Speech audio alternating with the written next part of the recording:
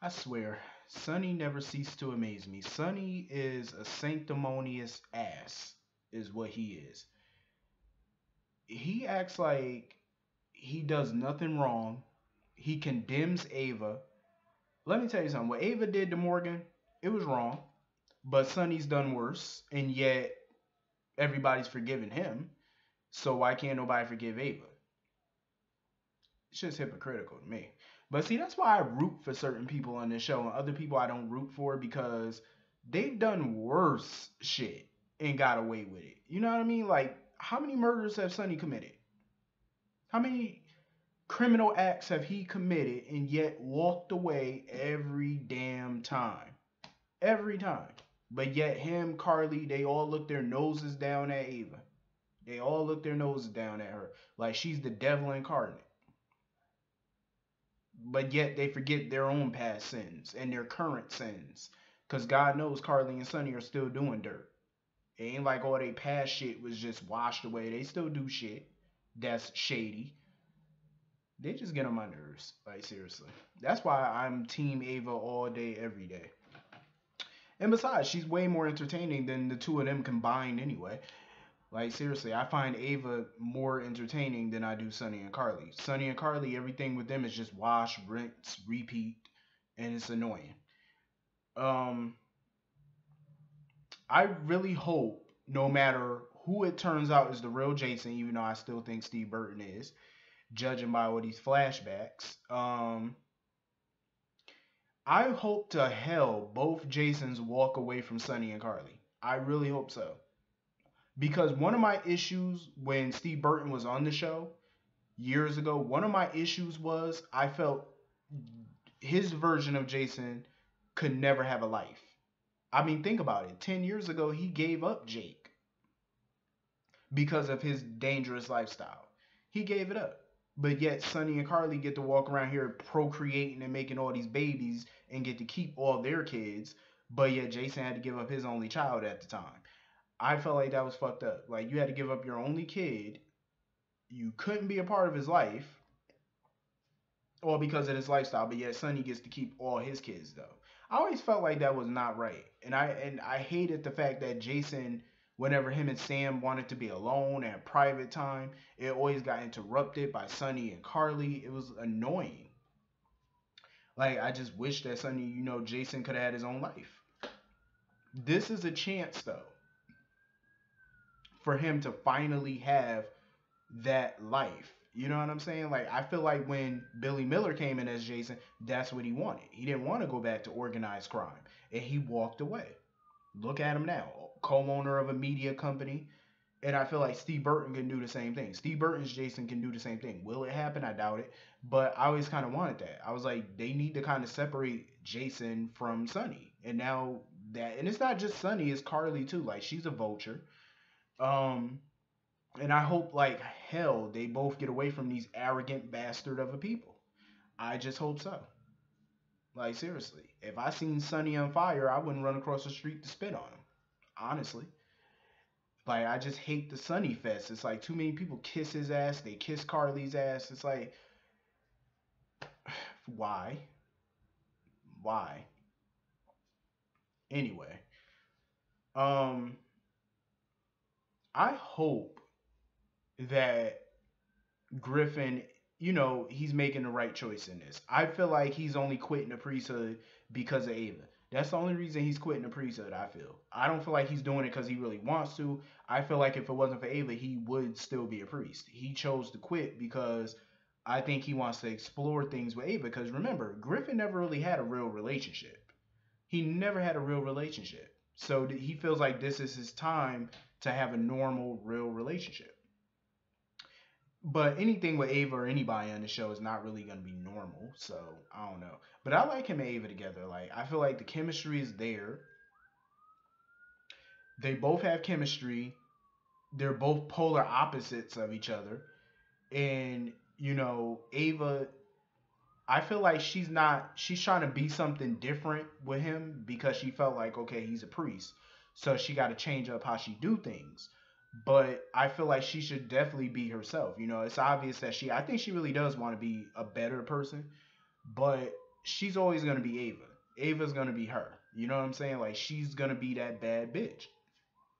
I like her for it. You know what I'm saying? I don't want her to change completely because of Griffin. I don't want that. I want to see growth in her character, but I don't want to see her change from being smart, savvy, and a killer when she needs to be. You know what I'm saying? Like I don't want her to change from being messy.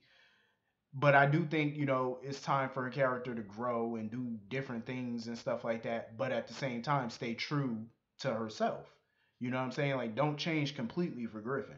But if him leaving the priesthood is the only way to move forward in this relationship, then so be it. But like he told her, he's not gonna, he didn't give up his relationship with God. He just gave up his duties as a priest. But he's still very close to God, which I like. I like the fact that he's still gonna be him, but he changed his life around mainly for Ava. But he's still gonna be who he is, and that's what I want for Ava to do: be who she is, but make some changes also. You know what I'm saying? That's the only way that their relationship is really gonna progress and grow, is if they both make some changes. It's gonna be an adjustment for both of them, but I think they can do it, and I'm rooting for both of them. Both of them, I'm rooting for. I like both of them as a couple. I think the chemistry is hot, and I want to see them go on real dates and stuff like that, and really get to know each other and be in a real committed relationship. 'Cause I think it's about time Ava got into a real relationship, not just a couple of one night stands. And you know what I'm saying? Like it's time to be, get into an adult relationship. Um, I like that little swerve because I seen that shit coming with Kevin and Laura.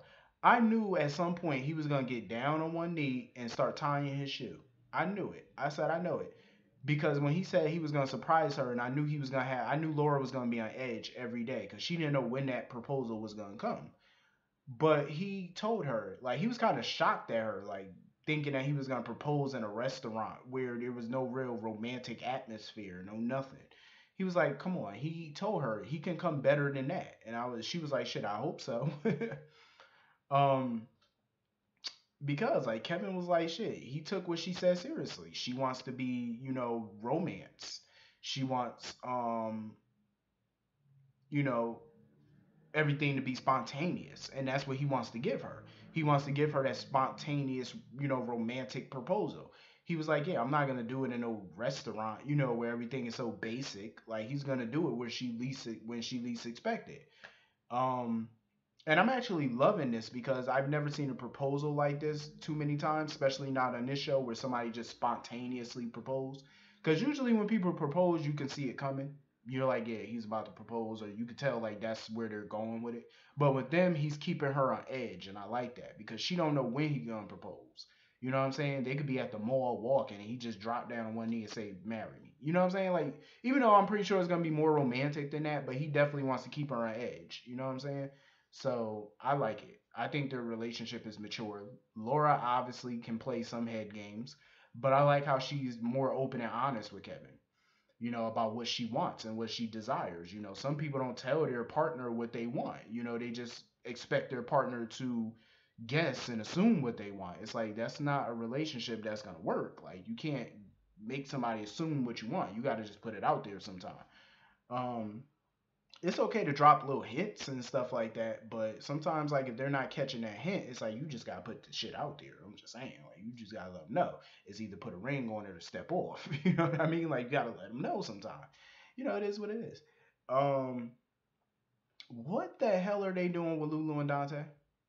Like, can they get a real storyline of their own, like something other than Valentine and stuff like that? Like, I'm ready for them to get like a real storyline by themselves, like just something that involves the two of them, maybe an adventure, a vacation, something fun. You know what I'm saying, or something dangerous. Cause I don't want to see them waste Lulu and Dante like that. Um, Betsy. Betsy is a lying biddy. That's all she is. Betsy don't do nothing but lie. I don't believe nothing that comes out of her mouth. Like everything about her is just fishy. I don't take anything she say to Franco. I don't take it at face value. I will say I don't care for the Franco character, but Roger Howarth has been knocking his scenes out the park, like hitting home runs. Like, and I don't expect anything less from Roger Howarth. He's one of the best daytime actors. Like his acting is so on point. You know, his dialogue, his mannerisms, everything is so on point with him. And that's what I love. Like I really can't stand the Franco character, but he does bring a different light to the character. Um but yeah, I'm over this Betsy nonsense. Betsy is a waste of time. She's obviously not here. Like, why do we need to waste scene time with her? She's not giving any answers to any of these questions about the Jason twin. Now she's trying to say there never was a twin. First there wasn't a twin, then there was a twin, now there's not a twin. You're lying, obviously. You're covering something up. You know way more than what you're saying, and you're clearly lying. So I don't take nothing she say at face value. I don't listen to nothing she say. I literally mute the TV because I already know it's gonna be lies. Um, that scene where Jason was at the park and he called Jake's name because Jason was surprised as shit when he saw Jake. When he saw Jake, he was like, Jake. And then he had that flashback of when he asked Elizabeth for Jake's kidney when Jake was thought to be dead and he asked for the kidney for Jocelyn and Elizabeth smacked the dog shit out of him. Um, that told me right there, yeah, this is Jason. Because he had that distinctive flashback. Like all his flashbacks were just on point. That's how you know he the real Jason. Um, Drew went to the park or whatever, and it was kind of funny because I'm like, you got Jason on this side, and you got Jason 2.0, aka Drew, on that side, with Jake in the middle and Elizabeth. That was a good scene right there. I liked it. I really loved that scene. I digged it. I dug that scene. Um, Franco's a jackass as usual because Elizabeth still wants to tell Jason about the twin thing, or and Franco talking about, oh, why do we care so much about what Jason think or whatever. Franco, shut the hell up. Don't nobody care what you think. That's the important part. We don't care what you think or what you have to say personally. Um, Elizabeth needs to drop him. I swear, Elizabeth, if you got any common sense in your bones, like seriously, drop that chicken dinner and find you a winner. That's all I'm gonna tell you. Drop him. I don't understand how this relationship with her and Franco lasted this long, but she needs to nip that shit in the bud. Cause, like I said, I don't believe anything Betsy say, but Franco is crazy. Like, I don't care, brain tumor or no brain tumor. That motherfucker is psycho. He is Jason Voorhees, Michael Myers psycho. Like, he's nuts. Like, he's like a ticking time bomb that's probably gonna snap any moment. Like, seriously. Don't be no fool, Elizabeth. Drop him. But anyway, it was overall a decent episode. It wasn't too bad. I'm ready for Jason to reveal himself to Sam. Get this over with, get his money back, get his life back, actually start a new life, because God knows he don't need to be back around Sonny and Carly, hopefully. Because I am so, you know how it is going to be once Cujo get her hands on him. She ain't going to let him go. But I'm ready for all of this to come out, though. I really am. Like, I'm ready for the ball, for the ball to drop on this one. Like, seriously, because I got a feeling when the real Jason stands up, it is going to be explosive, and I can't wait. And I hope that they hurry up and do this. I think they're probably going to wait till November sweeps. More than likely, because we're not that far from November sweeps. November sweeps is literally right around the corner, so I'm guessing they're saving it for that. But hopefully they hurry the fuck up because I'm ready for this to let's go. But anyway, it was a decent episode. Yeah, peace.